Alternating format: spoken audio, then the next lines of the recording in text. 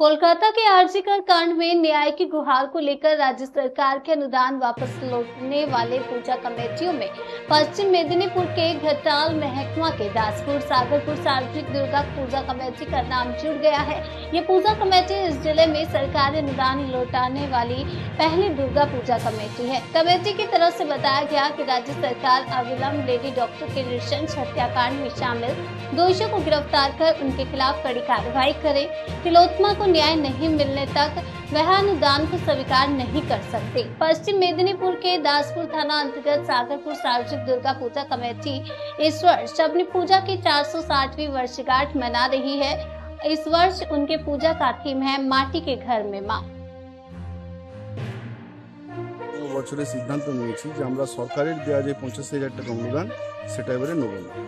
কেন না, এই যে আরজি করের যে ঘটনা আমাদেরকে ভীষণভাবে নাড়া দিয়েছে। আমরা মনে করি যে সরকারের 85,000 টাকা দানের থেকেও সাধারণ মানুষের নিরাপত্তার প্রশ্নে আমরা মনে করেছি যে টাকাটা নেওয়া আমাদের মতন সাগরপুর একটা প্রগতিশীল জায়গা, এখানে টাকা নেওয়াটা সঠিক হবে না বলে আমরা পুজো কমিটি মনে করেছি। এবার কি সিদ্ধান্ত বড় হতে পারে?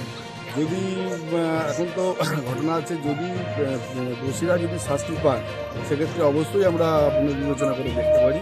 তবে আমরা পুরো ঘটনার উপর ওয়েট অ্যান্ড সি নজর রাখছি। সরকার যদি দোষীদেরকে শাস্তি দেয় তাহলে আমরা সেক্ষেত্রে আমাদের সিদ্ধান্ত পুনর্বিবেচনা করতে পারি।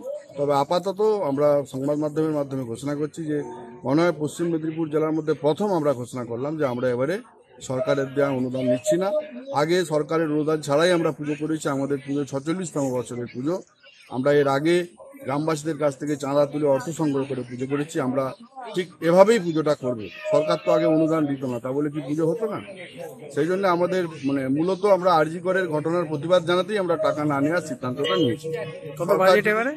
এবারে কত বাজেট? এবারে বাজেট প্রায় 8 লক্ষ টাকা। আমাদের থিম এবারে মাটির ঘরে মা।